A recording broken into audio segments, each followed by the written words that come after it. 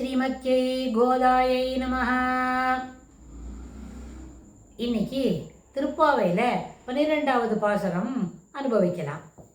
கனைத்திளம் கற்றருமை கன்றுக்கிறங்கி நினைத்து முலை வழியே நின்று பால் சோர நனைத்தெல்லம் சேராக்கும் நற்செல்வம் தங்காய் பனித்தலை வீழனின் வாசக்கடல் பற்றி சினத்தினால் தென்னிலங்கை கோமானை செற்ற மனத்துக்கினியானை பாடுவம் நீ வாய்திரவாய் இனித்தான் எழுந்திராய் இதென்ன பேருறக்கம் அனைத்தெல்லத்தாரும் அறிந்தேலோரெம்பாவாய். கனைத்தளம் கற்றருமை கன்றுக்கிறங்கி நினைத்து முலை வழியே நின்று பால் சோர நனைத்தெல்லம் சேராக்கும் நற்செல்வன் தங்காய் பனித்தலை வீழ நின் வாசற்கடை பற்றி சினத்தினால் தென்னிலங்கை கோமானை செற்ற மனத்திக்கினியானை பாடவும் நீ வாய்திரவாய் இனித்தான் எழுந்திராய் இதென்ன பேருறக்கம் அனைத்தெல்லத்தாரும் அறிந்தேலோரெம்பாவாய். இந்த பாசுரத்தில் ஆண்டாள் ஒரு முக்கியமான செய்தி, அது இல்லாமல் ரொம்ப மனதுக்கு ரம்யமாக இருக்கிற மாதிரி ரொம்ப சிறப்பாக இருக்குது. அது எப்படின்னு பார்க்கலாம். முதல்ல கனைத்திளம் கற்றொருமை கன்றுக்கிறங்கி, கனைத்து நல்லபடியாக எருமை கன்றுக்குட்டி என்ன பண்ணுறது, கூப்பிட்டுட்டே இருக்குது அம்மாவை. கூப்பிட்டுட்ட பிறகு கனைத்திளம் கற்றெருமை, அந்த கன்றுக்குட்டி கத்துறதுனால கனைத்திளம் கற்றெருமை கன்றுக்கிறங்கி நினைத்து முலை வழியே, இது யாரும் நம்மளை தொட்டுட்டா போல இருக்க, மடியை பிடிச்சிட்டா அப்படின்னு நினச்சிட்டு எருமைலாம் என்ன பண்ணுறது, தானாக பசு கன்றுக்குட்டி பால் ஊட்டாதையே அது என்ன பண்ணுறது, பாலை பொழிஞ்சு விடுறது, பாலை சொரிந்து விடுறது. அப்போ அப்படி சொரிந்த உடனே அது என்ன நிறைய பால் ஒரு நிறுத்தாத பாயிண்ட் இருக்கிறதுனால அப்படியே பெருகி தரையில் மாட்டு தொழுவத்தில் அப்படியே வந்துட்டுருக்குது. அப்படி வந்த உடனே அதை அப்படி வந்துட்டுருக்கிற அந்த பால் பெருகி போகிறத அதை பார்த்து அந்த கன்றுக்குட்டி இப்போ கற்றுனது கனைத்திளம் கற்றெருமை, அந்த எருமை அதை அது நக்கி சாப்பிட்டுன்னு இருக்குது. அது என்ன இது பசு கிட்டக்க வராமையே, எருமை கன்றுக்குட்டி வராமையே இது பால் இப்படி சொரிந்து கீழெல்லாம் போயின்னு இருக்கே அப்படின்னு. அது எப்படி இருக்க, நனைத்தெல்லம் சேராக்கும், அந்த மாட்டு தொழுவத்தை தாண்டி உள்ளே இருக்கிற முத்தம் வரைக்கும் அந்த பால் வந்துகிட்டே இருந்தால் அங்கே ஒரே சகதியாக போகிறது. எப்படி ஜலங்குத்தி சேரு எருமை மாடு போகிற அதனோட கழிவுலாம் இருக்கே, மூத்தரம் சாணியெல்லாம் சேர்ந்து அப்படி சேராகலை. இந்த பால் பெருகி பாலை கரைச்சிட்டு ஒரே அனைத்தெல்லாம் சேராக்கும் அப்படின்னு இப்படிலாம் பண்ணுறானே. இது யார் பண்ணணும்னு கேட்டால் நற்செல்வன் தங்காய். நற்செல்வன் சிறப்பான குணாதிசயங்களை கொண்டவன், செல்வம் அப்படின்னு சொன்னால் அவரோட தங்கையே அப்படின்னு கூப்பிட்றா. என்ன இது, யாரை தங்கைன்னு கூப்பிட்றா இப்படி ஆண்டாள் அப்படின்னு யோசித்தா, அந்த நற்செல்வன் என்பவன் முக்கியமாக அவன் ஏன் நற்செல்வன் சொன்னால், பெருமாளுக்கு கிருஷ்ணாவதாரத்தில் அவன் மாடு மேய்க்கிறதுக்கு போகும்பொழுது அவன் கிருஷ்ணருக்கு எல்லா விதமான உபகாரங்களும் செய்வனான். பெருமாளோட சாப்பாட்டு மூட்டையை கையில் பிடிச்சின்னு வருவான். அப்புறம் பெருமாளுக்கு தீர்த்த பாத்திரம் கொண்டு வருவான். அப்புறம் பெருமாள் இன்னும் எதான பண்ணணும், அப்படி பசு பின்னாடி போகிறோன்னா எல்லா பசுவையும் ஒரே ஒரு லைனுக்குள்ளே கொண்டு கொடுப்பான். பெருமாள் எங்கே போய் எந்த மரத்தடியில் உட்காந்துக்கிறாரோ அந்த மரத்தடியில் அங்கே எதுவும் குப்பை சத்தையெல்லாம் இருக்கா பார்த்துப்பன். அந்த இடத்து பக்கத்தில் எல்லா கூட வர கோபகர்கள்லாம் எல்லாத்தையும் பெருமாளோட ஃப்ரெண்ட்ஸ் வரணும்னா அவள் இல்லாமல் அங்கே உட்காந்துக்கிறதுக்கு இடம் இருக்கான்னு பார்த்து தருவன். எல்லா பசுவும் பெருமாள் பசுவெல்லாம் நீரூட்டின்னு அந்த ஏரி கடையிலையோ மடுவுலையோ பசுக்கெல்லாம் தண்ணி குடிக்கிறதுக்கு அழைச்சின்னு போனாக்க இவனும் பக்கத்துலேயே நின்று பெருமாளுக்கு உபகாரம் பண்ணுவான், எல்லாம் பண்ணுவான். அதனால் பெருமாளுக்கு கைங்கரியம் பண்ணுறதுனால அவனுக்கு நற்செல்வன் தங்காய், அவன் சிறப்பானவன், நல்ல குணாதிசயங்களை கொண்டவன் அப்படின்னு கிருஷ்ணருக்கு, ஸ்ரீகிருஷ்ணருக்கு, பாலகிருஷ்ணருக்கு ரொம்ப நிறைய உபகாரம் பண்ணுறதுனால அவர் செய்கிற காரியங்களில் ஆயர்பாடியில் அவர் இருக்குச்சு என்ன பண்ணார், கார்த்தாலேருந்து அவன் அம்மா ஒரு சாப்பாட்டு முட்டையை கட்டி தருவள், யசோதை கட்டி கொடுக்குற சாப்பாட்டை எடுத்துக்கிட்டு போய் அவன் மாடெல்லாம் மேய்ச்சிட்டு வருவான், கன்றுக்குட்டி வரும், எல்லாத்தையும் அழிச்சின்னு எல்லாத்தையும் நன்னா பசுவை நன்னா கழுத்து மாட்டதில்ல அதனோட தோள்பட்டையில் தேய்ச்சி விட்டு அதை நன்னா தண்ணி நீர் அருந்த வச்சு அதுக்கப்புறம் அதுக்கு புல்லெல்லாம் பாட்டு அதுக்கு எங்கே அந்த மத்தங்காய் புல்லெல்லாம் எங்கே கிடைக்குமோ அங்கெல்லாம் போய் அதை மேய்ச்சிக்கிட்டு அப்படி எல்லாம் கிருஷ்ணர் அந்த பசுவுக்கு சிறப்பானதை செய்வார்னு சொன்னால் அந்த அந்த வேலையை செய்யறதுக்கு பெருமாளுக்கு ரொம்ப உபகாரமாக உறுதுணையாக கூடவே எல்லாத்தையும் பார்த்துப்பான். அதனால்தான் அவன் நற்செல்வன். அவனுக்கு என்ன கைங்கரேஸ்வரி நிறைய கிடச்சிருக்கு, அதனால தான் அவன் செல்வன் அப்படின்னு. எது இல்லாமல் நம்ம வைஷ்ணவ சம்பிரதாயத்தில் யாருக்கு நிறைய கைங்கரியம் கிடைக்கிறதுக்கு பண்ணுறதுக்கு வாய்ப்புகள் இருக்கிறதோ அவன் தான் செல்வம், அவனுக்கு தான் நிறைய செல்வம் இருக்குது அப்படின்னு அர்த்தம். ஏன்னு சொன்னால் பாக்கி இருக்கிற செல்வம் எல்லாம் செல்வம் அதுக்கு வரும்போதே போகிறதுக்கு ஐடியா பண்ணிட்டு தான் அது வரும்.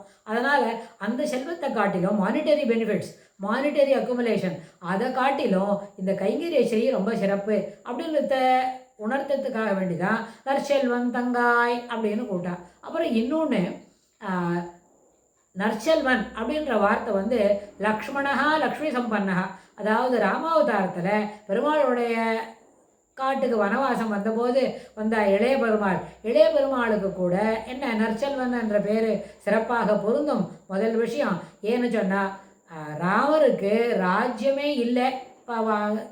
கையை என்ன சொன்னா, நீ வந்து 14 வருஷம் காட்டுக்கு போகணும், அப்படி தானே கம்பரோட பாசுரங்கள் அப்படி தானே இருக்கு. தாழிரும் தடைகள் தாங்கி தாங்கரும் தவம் மேற்கொண்டு பொழிவங்கானம் நண்ணி புண்ணிய துறைகளாடி எழிரண்டோவென்று எழிரண்டு வாவென்று எம்பினன் அரசன் என்றாள்.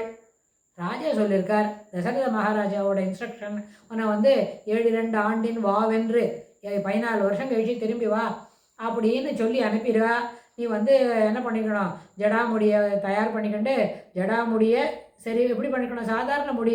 ராஜாவுக்கு வந்து நிறைய குழலாக என்ன இருக்கும், கற்றைகள் இருக்கும். ஆனால் அது என்ன பண்ணணும், ஆலம்பாலை தேய்ச்சி அதை நல்லா இறுக்கிக்கண்டு அப்படியே நீ என்ன பண்ணணும், காட்டுக்கு போய் 14 வருஷம் இருந்துட்டு வனவாசம் முடிச்சுட்டு வரணும்னு சொல்லியிருக்கார் மகாராஜா அப்படின்னு கையை சொன்ன உடனே பெருமாள் என்ன சொன்னார், மன்னவர் பணி என்றாகிலும் நும்பணி மறுப்பனோ அப்படின்னு சொல்லி அவர் காட்டுக்கு போகிறதுக்கு தயாராக்கினார். அப்படி தயாராக்கிட்டு போகும்பொழுது கூடவே லக்ஷ்மணா லக்ஷ்மி சம்பன்னா அப்படின்னு சொல்கிறோம் இல்லையா, இளைய பெருமாளையும் கூட்டின்னு போகிறார். பெருமாளோட கூட தாயாரும் போகிறார். அப்படி தாயாரையும் அழைச்சிக்கண்டு தம்பியும் அழைச்சிக்கண்டு போகும்போது பெருமாள் பிராட்டி ஆதிசேஷனோட அம்சமான இளைய பெருமாள் இவா 3 பேரும் காட்டுக்கு போச்சு. ராமருக்கு தான் ராஜ்யம் போச்சே தவிர லக்ஷ்மணனுக்கு என்ன, அந்த லக்ஷ்மி சம்பன்னகான்னு சொல்கிற நற்செல்வம் இருக்கே, அந்த செல்வமாகிற கைங்கரியமாகிற செல்வம் அவருக்கு குறையில்லை. இத்தனை நாளாக ராஜா அரண்மனையிலேருந்து பண்ண போகிறோம், நாளையிலேருந்து காட்டில் பண்ண போகிறோம், அவ்வளோதானே அப்படின்னு சொல்லி அவர் பெருமாளோட கூட பெருமாளோடும் என்ன தெரியுமா, இளையாளோடும் இடையாளோடும், அதாவது இனியாளோட யார் சீதை, இளையான் யார் லக்ஷ்மணன், இவாளோட பெருமாள் காட்டுக்கு போனார் அப்படின்னு நம்ம பார்க்குறோம். இதில் இன்னொன்று கூட பெருமாள் தன்னுடைய தம்பியை சிறப்பாக சொல்கிறதுக்கும் நற்செல்வன் என்ற வார்த்தைக்கு சிறப்பானது என்ன சொன்னால், பெருமாள் எல்லாம் தண்டகாரண்யத்தில் தாண்டிட்டு கோதாவரி நதிக்கரையில் பஞ்சவட்டியில், நாசிக் பஞ்சவட்டி சொல்கிறோமே அந்த இடத்துல இருந்துக்கலாம் அப்படின்னு யோசனை பண்ணிட்டு அங்கே வரார். அங்கே வந்து தங்கணும்னு சொன்னால், இங்கே நன்னா இருக்குதாப்பா இடம், இங்கே வந்து நீ என்ன பண்ணுற, இந்த இடத்த ஒரு குடியில் அமைச்சிக்கலாம், இங்கேயே இருந்துக்கலாம் அப்படின்னு பெருமாள் வந்து அங்கே இருக்கிறதுக்கு யோசனை சொல்கிறார். லக்ஷ்மணன் என்ன செய்யலை, உடனே காட்டுக்குள்ளே போய் மூங்கிலெல்லாம் எடுத்துன்னு வந்து இங்கே தனியாக படுத்துக்கிறதுக்கு ஒரு இடம், அப்புறம் நம்ம இது ஏன்னா கொண்டு வந்தால் சாப்பிட்டுக்கணும் இல்லையா, காட்டில் என்ன இருக்கும், பழம் கிழங்கு கனி அது காய் எப்படி தான் கிடைக்கும்னு சொன்னால் அதை எடுத்துன்னு வந்தால் வச்சுக்கிறதுக்கு ஒரு இடம், அதில் சாப்பிட்றதுக்கு ஒரு இடம், அந்த குடியில் தாண்டி வெளியில் வரைச்ச வாசலில் தின்ன போல் ஒரு மூங்கில் 2 பேம்பு மோடாவெல்லாம் பண்ணி கொடுத்து இங்கே தனியாக படுத்துக்கிறதுக்கு உட்காந்து பேசுகிறதுக்கு, நதிக்கரை வாசத்தில் அங்கே நிறைய செடி இருக்குன்னா அந்த செடி பக்கத்தில் உட்காந்துக்கிறதுக்கு ஒரு 2-3 குட்டியாக பாறை, அதெல்லாம் பார்த்து எல்லாம் ரெடி பண்ணிட்டு அண்ணா பண்ணியிருக்கேன் வாங்கோ அப்படின்னு அண்ணா காமிச்ச உடனே அண்ணாவுக்கு ரொம்ப சந்தோஷம். இந்த இடத்த பார்த்த உடனே, அப்பா நம்ம 2 பேரும் ஒரே மாதிரி தான் வசிஷ்டரோட ஆசிரமத்தில் பாடம் படித்தோம், நீ இந்த பாடத்தில் எங்கேப்பா படித்தே, அவனுக்கு இந்த மாதிரி பில்டிங் கட்டுறதுக்கு மூங்கில்ல குடியில் அமைக்கிறதுக்கெல்லாம் எங்கே கற்றுண்ட அப்படின்னு பெருமாள் ரொம்ப ஆச்சரியப்பட்டு தம்பி ஆலிங்கனம் பண்ணாச்சா. அதில் இன்னொன்று, எனக்கு அப்பா இல்லைன்ற குறைய நீக்கிட்டப்பா நீனு. அரண்மனையில் அயோத்தியில் இருந்த வரைக்கும் அப்பா இருந்தார், ஆனால் அரண்மனையை விட்டு நம்ம வந்த பிறகு நம்மளுக்கு அப்பா இல்லைன்ற குறை தெரிஞ்சது பரதன் மூலமாக. ஆனால் அந்த குறை இப்போ தெரியாமல் அப்பா மாதிரி பார்த்து இடம் பண்ணி கொடுக்குறேன். அப்புறம் என்னோட ரொம்ப விசுவாசமாக இருக்கேன். எனக்கு எப்படி இதை பார்த்துட்டு சொல்கிறது, உனக்கு நான் நன்றி கூடவனாக இருக்கேன், எங்கிட்ட நன்றி நீ வச்சுருக்க, உனக்கு நீ எனக்கு பண்ணுற சர்வீஸ்க்கு நான் பிரதியும் எனக்கு பண்ணுறதுக்கு எப்படின்னு தெரியல, யோசிக்கிறேன், கிருதஜனாக இருக்கேன், மகா விசுவாசத்தோடு எனக்கு எல்லாம் பண்ணித்தரேன் அப்படின்னு சொல்லி பெருமாளுக்கு வந்து உனக்கு இந்த கைங்கரியம் சிறப்பாக கிடச்சிருக்கு. ஆமாம், நீ இந்த மூங்கில்ல இது மாதிரி வீடெல்லாம் கட்டுறதுக்கு எப்போ கற்றுண்ட, எந்த மாதத்தில் உனக்கு இந்த பாடம் சொல்லி கொடுத்தார் வசிஷ்டர் அப்படின்னு கேட்குற அளவுக்கு லக்ஷ்மணனோட அந்த குடில் அமைக்கிறது ரொம்ப சிறப்பான பிளானில் இருந்ததுன்னு அந்த ராமாயணம் பண்ணும்போது பெரியவாள்லாம் சொல்கிறத நம்ம கேட்டிருக்கோம். கேட்குறோம், இப்போ தான் கேட்குறோம் இல்லை, கேட்டுன்னு இருக்கோம், கேட்டுட்டோம் அப்படின்னு. அந்த மாதிரி அந்த லக்ஷ்மி சம்பன்னஹான்ற அந்த கைங்கரிய ஸ்ரீயை சிறப்பாக பெற்றவன் யார்? லக்ஷ்மணன். அதனால தான் அவனுக்கு நற்செல்வன் அப்படின்னு ஒரு பேர் இருக்குன்னு கூட இந்த வார்த்தைக்கு 100 டைமென்ஷனில் கூட நம்ம ஒரு என்ன பண்ணிக்கலாம், பொருள் புரிஞ்சுக்கலாம். நற்செல்வன், தங்காய் அப்படின்னு. அப்புறம் நம்மளுக்கு வைஷ்ணவன்னு சொன்னால் நம்மளுக்கு கைங்கரியம் தான் ரொம்ப முக்கியம். முதல்ல கைங்கரியம், அப்புறம் பாகவத கைங்கரியம், அப்புறம் வந்து 2-3 விஷயத்தில் வந்து நம்மளோட அனுஷ்டானங்களை விடப்படாது. அனுஷ்டானங்களை ஒரு நாளும் விடப்படாது. அப்போ என்ன சொல்லணும், காத்தால இருந்தால் குளிக்கணும், சந்தியாவனம் பண்ணணும், பெருமாளை சேர்க்கணும், அதுக்கப்புறம் அஷ்டாட்சரம் துவாசாட்சரம் ஜபம் பண்ணணும், அப்புறம் தளிகையெல்லாம் ஆச்சுன்னா பெருமாளுக்கு ஆராதனை பண்ணணும். இப்படி இதெல்லாம் இருக்குதுன்னு சொன்னால் அதெல்லாம் ஒரு வைஷ்ணவனுக்கு சொல்கிற விஷயம். ஆனால் அந்த நற்செல்வன் சொல்கிறவன் ஒரு ஆயர் குலத்தில் இருக்கிற இடையன், அவனுக்கு என்ன கைங்கரியம், அவனுக்கு என்ன அனுஷ்டானம் இருக்கணும்? முதல்ல அனுஷ்டானம் சொன்னால் பசு, எருமை, கன்றுக்குட்டி அதெல்லாம் நல்லா பத்திரமா பார்த்துக்கணும். அதுக்கு செய்யக்கூடிய சர்வீஸை அவன் செய்யணும். அப்படி இருக்கும்பொழுது அவன் எப்படி எருமை மாடு கறக்காமல் போயிட்டு அது தானாக கறந்துட்டு ஊர் ஃபுல்லாக பால் அவுத்து விட்டுட்டு பால் வந்து எப்படியே சேகதி மாதிரி ஆயிடுத்து, இப்படி சகதி மாதிரி ஆயிடுத்து அப்படின்னு சொல்லி யோசித்தா அவனோட அனுஷ்டானத்தை அவன் பண்ணலையோ அப்படின்னு சொல்லி நம்மளுக்கு ஒரு சந்தேகம் வரும். அப்படி தான் வந்திருக்கு, கூட அப்படி தான் வந்திருக்கு. ஆனால் ஆண்டாள் இந்த பாசனத்தில் என்ன சொல்லியிருக்கா? கனைத்திளம் கற்றெருமை கன்று கிறங்கி. இளம் கற்றெருமை என்னது, கன்றுக்குட்டி கனைத்து அது நன்னா கத்தது, அம்பான்னு கத்தி எனக்கு பால் வேணும்னு என்னை அவுத்து விடு அப்படின்னு சொல்லிட்டு அது அவுத்து விடுறதுக்கு ஆள் இல்லை.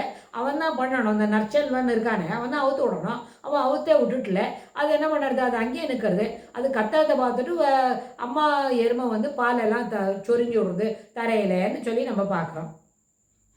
அவன் என்ன, அவனோட அனுஷ்டானத்தை இடையனுக்கு என்ன அனுஷ்டானம், மாடு குளிப்பாட்டணும், மாட்டுக்கு புல்லு வைக்கலாம் வைக்கணும், பால் கறக்கணும், அதான வேலை அப்படின்னா.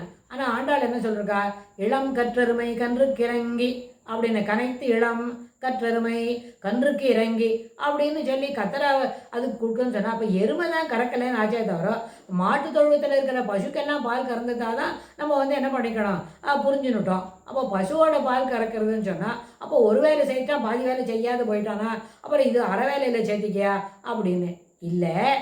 பசு என்ன சொன்னால் அது பசுவோ கோ சம்ரக்ஷணம்னு வரும்போது கோன்னு சொன்னாலே அது கிருஷ்ணரோட என்ன கைங்கரியத்துக்கு பயனாகும். பசுபால்னு சொன்னால் பெருமாளோட திருமஞ்சனத்துக்கு, பெருமாளுக்கு இன்னும் எதுக்கு, அப்புறம் நிறைய விஷயத்துக்கு பசுவோட பால், சுத்தமான காரியங்கள் செய்யறதுக்கு பசுவோட பால் எல்லாம் சிறப்பாக பயனாகும். அதனால் அந்த வேலையை முதல்ல செய்தான்.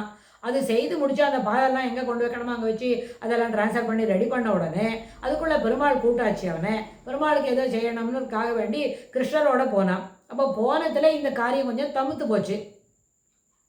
காலம் தாமதமான உடனே எருமை கன்றுக்குட்டி கன்று விடணும்னா தயார் பண்ணுறதே பசுவா, எருமை வந்து பால் இன்னும் கறக்கிறதுக்கு இடையனை காணுமே அப்படின்னு தானாக பாலை சொரிஞ்சு விடுறது, கிழையெல்லாம் அடிச்சுன்னு போகிறது. இதுதான் ரியல் சீன், இதுதான் அங்கே நடக்கிறது. ஆனால் ஏன் அப்படி செய்தான்? பசுவுக்கு பால் கறக்கிறதுக்கு சாவகாசம் இருந்தது, எருமை கிட்ட போய் பால் கறக்கிறதுக்கு முடியலையா அப்படின்னு ஒரு கிளாஸில் ஒரு குறுக்க கேள்வி கேட்டாக்க அப்படி இல்லை. பெருமாளுக்கு கைங்கரியம் பண்ணும்பொழுது சாதாரண கர்மானுஷ்டானங்களை செய்யறதுக்கு கொஞ்சம் கால தாமதமாச்சுன்னா பரவாயில்ல தான், இட் இஸ் அக்செப்டபுள். அப்போ வந்து கால தாமதமாச்சுன்னு சொல்லி அதுக்கு ஒரு பெரிய என்ன பண்ண வேண்டாம், பிளான் எல்லாம் பண்ணிட்டு அதுக்கு ஒரு சீனெல்லாம் காட்ட வேண்டாம். பெருமாள் கைங்கரியத்தை முடிச்சுட்டு வந்து இந்த இதுக்காக எருமைக்கிட்ட பால் கறக்காமல் இன்னி போது விட முடியாது. கண்டிப்பாக கொஞ்சம் லேட்டாக கறப்பான். 5:45 கறக்கிறத 6:45 இன்னும் ஒரு 1/2 மணி 3/4 மணி தாண்டி போய் எருமைக்கிட்ட இருந்தும் பால் கறப்பான். அதனால் அது தவறான கண்ணோட்டத்தில் அதை பார்க்க முடியாது, அது தவறுன்னு சொல்ல முடியாது. ஏன்னா பகவத் கைங்கரியம் வந்து ரொம்ப முக்கியம். அது இல்லாமல் முன்னாடியே ஒரு பாகவத கைங்கரியமாக இருக்கிற பசுவுக்கு செய்யக்கூடிய கைங்கரியத்தெல்லாம் பண்ணி பசுவோட பாலெல்லாம் கறந்து அதெல்லாம் எங்கே வச்சு எந்த பானையில் வச்சு மூடணுமா எப்படி செய்யணுமோ அதை செய்துட்டு தான் வந்திருக்கான். ஒரு பாகவத கைங்கரியம் பண்ணிட்டான், அடுத்தது பகவத் கைங்கரியம் குறுக்க வந்திருக்கு. அதுக்கப்புறம் அது குறுக்க வரல, பகவத் கைங்கரியத்துக்கு முக்கியத்துவம் கொடுத்து ப்ரியாரிட்டைஸ் அண்ட் வைஸ் அப்படின்னு இருக்கு இல்லையா. அதனால் பெருமாளுக்கு ஒரு என்ன பண்ணணும், கைங்கரியம் பண்ணணும்னா அதுக்கு முன்னுரிமை கொடுத்து அந்த வேலையை செய்துவிட்டு அப்புறம் பெருமாளுக்கு பண்ணி முடிச்சோடனே நீ போய் ஓங்காரியத்தை பாரு அப்படின்னு பெருமாள் சொல்லி ஆன உடனே வந்து இப்போ எருமைக்கு பால் கறக்கலாம்னு நினச்சிட்டு தான். ஆனால் அதுக்குள்ளே இப்போ எருமையை என்ன பண்ணிட்டு தன்னை யாரோ கறக்கிறதுக்கிட்ட வந்துட்டாளாக்கோ நினச்சிட்டு அந்த ஒரு யோசனையில் அது தன்னுடைய பாலை தானே சொரிஞ்சுடுத்து. அதனால் அந்த நற்செல்வன் என்கின்ற வார்த்தை அந்த அவனுக்கு ரொம்ப சிறப்பாக பொருந்தும். அவனுக்கு பகவத் கைங்கரியம் பாகவத கைங்கரியம் எல்லாமே இருக்குது. கூடவே கர்மானுஷ்டானமான இடையனுக்கு கர்மானுஷ்டானம் என்ன? பசு அதை பாலை கறந்து அதை காய்ச்சி மோர் விட்டு தயிராக்கி அதில் வந்து வெண்ணெய் எடுத்து நெய்யாக்கி வியாபாரம் பண்ணுறது அதானே இடையனோட கர்த்தவியம். அந்த கர்த்தவியத்தை செய்யறதுக்கு அவங்க தன்னுடைய கர்மானுஷ்டானத்தை கொஞ்சம் காலம் தாமதமாக செய்கிறான் இன்னைக்கு பொறுத்தன வரைக்கும் அப்படின்னு நம்ம சிறப்பாக புரிஞ்சுக்கலாம். பெரியவாள்லாம் அப்படி தான் நம்மளுக்கு புரிய வச்சுருக்கா. அதுக்கு எல்லாத்துக்கு மேலே ஆண்டாளோட கருத்தும் அப்படித்தான் இருக்குது. தன்னுடைய பாசுரத்தில் இவ்வளோதான் சொல்கிறா. என்ன அனுஷ்டானங்களை செய்யும் பொழுது எதுக்கு முக்கியத்துவம் கொடுக்கணுமோ அதுக்கு தகுந்த மாதிரி கொடுக்கணும். நற்செல்வம் தங்காய் அதுக்காக ஒன்று. அப்புறம் இதெல்லாம் இப்போ இவ்வளோ தூரம் சொல்லிட்டா. கனைத்தெல்லாம் கற்றருமை கன்று கிறங்கி நினைத்து முலை வழியே நின்று பால் சோர நனைத்தெல்லாம் சேராக்கும் நற்செல்வம் தங்காய் பனித்தலை வீழனின் வாசல் கடை பற்றி இவ்வளோ தூரம் கதை சொன்னால் அவள் உள்ளே இருக்கிறவள் வாயை திறக்கல, பொறுத்துன்னு இருக்காளா, தூங்குறாளா, என்னதான் வெளில முழிச்சுட்டு தான் இருக்காளா, முழிச்சுட்டு வேற எதையான பற்றி யோசிச்சுட்டு இருக்காளா அப்படின்னு தெரியலையே அப்படின்னு யோசித்தாளாம். அதனால் எங்கள்லாம் நாங்கள் வாசல் வந்து நின்றுருக்கோம், எவ்வளோ சிரமம் தெரியுமா என்ன? பனித்தலை வீழ நின் வாசல் கடை பற்றி வாசல் வந்து நின்றுருக்கோம். மணி இன்னும் 4 மணியாக கூட ஆள, பனியாக பெயர்ந்து தலையெல்லாம் நினைஞ்சு போயிருக்கு. பாரு நீ பார்க்க மாட்டேன்றிய அப்படின்னு பனித்தலை வீழ நின் வாசல் கடை பற்றி உன்னுடைய வாசலில் வந்து நின்றுருக்கோம் பாரு அப்படின்னு. அதுக்கப்புறம் என்ன தெரியுமா ஆச்சு? இவ்வளோ தூரம் ஆச்சு அப்படின்னு அவர்கிட்ட இன்னொரு தடவை சொல்கிறா. சினத்தினால் தென்னிலங்கை கோமானை செற்ற மனத்துக்கினியானை பாடவும் நீ வாய் செறவாய். எனக்கு தெரியுமோ, ராமர் வந்து காட்டுக்கு வந்தார். பர்ணசாலையை அவன் வந்து பஞ்சவட்டியில் அமைச்சு கொடுத்தான் லக்ஷ்மணன். அப்புறம் பெருமாள் என்ன பண்ணார்? சினத்தினால் தென்னிலங்கை கோமானை செற்றன்னு சொன்னால் கம்ப்ளீட்டாக அவனுடைய வம்சத்தையே மொத்தத்தையும் காலி பண்ணுறது அர்த்தம். முழு அளவில் அந்த லங்கையில் இருக்கிற எல்லா ராட்சசர்களையும் அவள் என்ன பீஷ்ணன் தவிர அவனோட கூட்டாளி தவிர பாக்கி எல்லாரையும் சுவாமி முடிச்சு கட்டிவிட்டார் அப்படின்னு சொன்னான். சினத்தினால் தென்னிலங்கை கோமானை செற்ற. கோமான் என்று சொன்னால் அரசன், எல்லாருக்கும் தலைவன். ஏற்கனவே அவன் அப்படித்தானே வரம் வாங்கி வந்திருக்கான் பிரம்மாட்ட.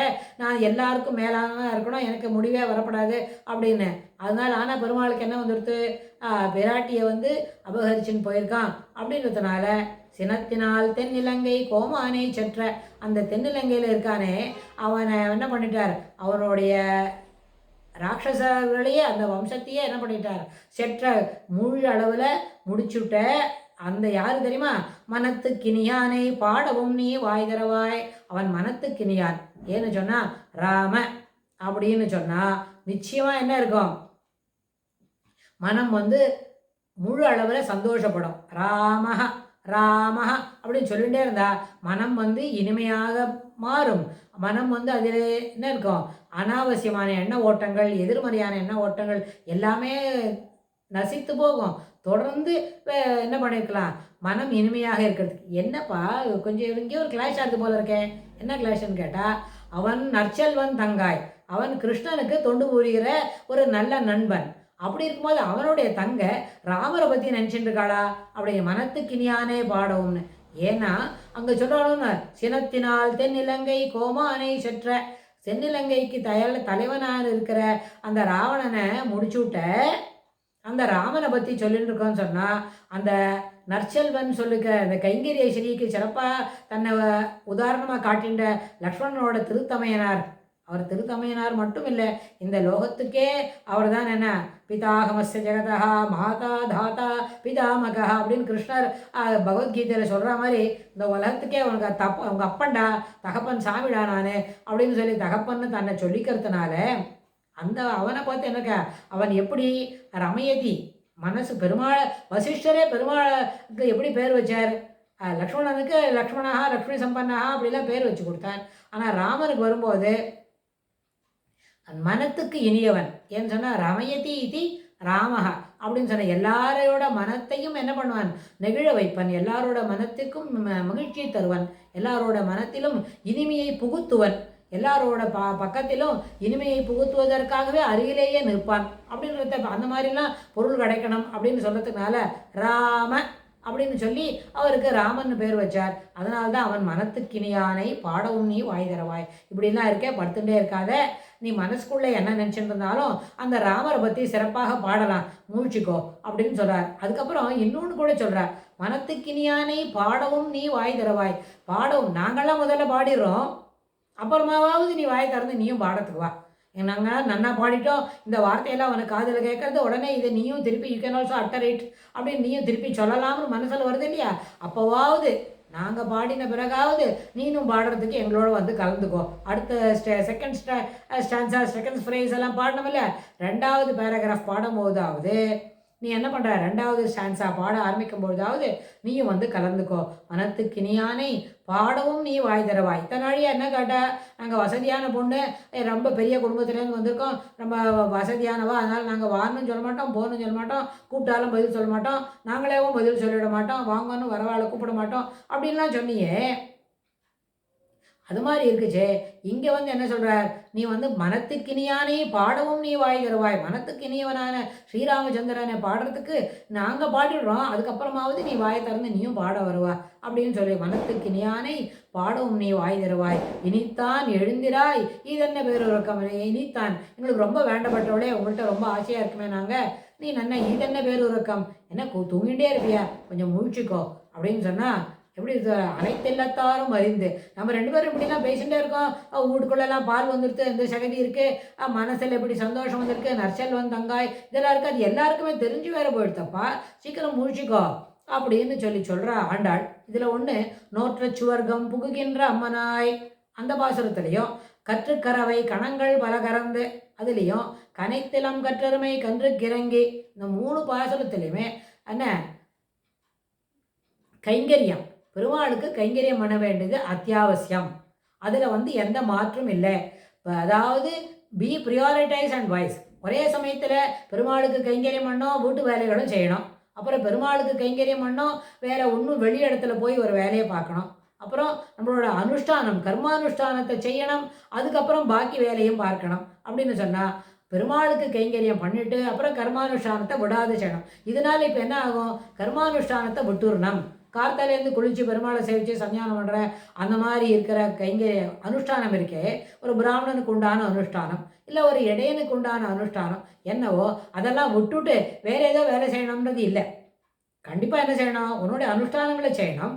ஒருவேளை ஒரு நாளைக்கு ஒரு சில நேரத்தில் எதிர்பாராத விதமாக சில காரியங்களும் வந்துடுத்து, அது பெருமாளுக்கு தொடர்புடையது, பெருமாளுக்கு சிலதெல்லாம் பண்ணி கொடுக்கணும். இன்றைக்கி பெருமாளுக்கு அர்ச்சனைக்கு என்ன தோட்டத்தில் நிறைய செடியில் பூ பூத்துருக்கு அப்படின்னு சொன்னால், உன்னுடைய அனுஷ்டானமான பசுவுக்கு பால் கறக்கிறது, எருமை கிட்ட பால் கறக்கிறதுன்றத அதை கொஞ்சம் ஒத்தி போட்டு சூரியோதயம் வரத்துக்குள்ளேயே எல்லா பூவையும் பொறிச்சுன்னு வந்து பூஜைக்கு கொடுத்த பிறகு நம்மளுடைய வேலை செய்யலாம். அதனால் இப்போ என்னாச்சு, மனசில் எப்படி புரிஞ்சுக்கணும் அப்படின்னு சொன்னால், பி ப்ரியாரிட்டைஸ், எதை முதல்ல செய்யணுமோ அதை செய்துட்டு அதுக்கப்புறம் கர்மானுஷ்டானத்தை விடாத செய்யலாம் அப்படின்ற கருத்தை தான் ஆண்டாள் இந்த இடத்துல சொல்கிறார். அவனை பசுவை கிட்ட போய் பால் கறக்காத, எருமைகிட்ட போய் பால் கறந்து உன்னோட கர்மானுஷ்டானத்தை செய்யாதேன்னு அவன் சொல்லிட்டே இல்லை. அப்படியெல்லாம் பொருள் புரிஞ்சிக்கக்கூடாது.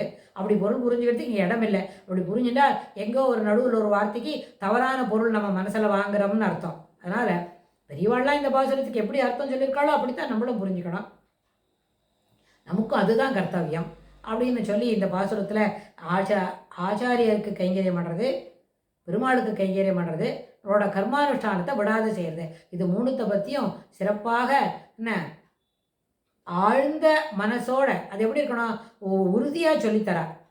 அதை அவனை அறுதி இட்டு சொல்கிறா, இப்படி தான் இருக்கணும். முதல்ல பகவத் கைங்கரியம், பாகவத கைங்கரியம், அப்புறம் கர்மானுஷ்டானம். சில நேரத்தில் முதல்ல பாகவத கைங்கரியம், அப்புறம் பகவத் கைங்கரியம், அதுக்கப்புறம் கர்மானுஷ்டானம். அதனால் இது 3த்தையும் அனுஷ்டானங்களே குறைபாடு இல்லாமல் இருக்க வேண்டும் அப்படின்ற கருத்தை இங்கே ஆண்டாள் என்ன பண்ணுறா, உறுதியாக எடுத்து சொல்கிறா.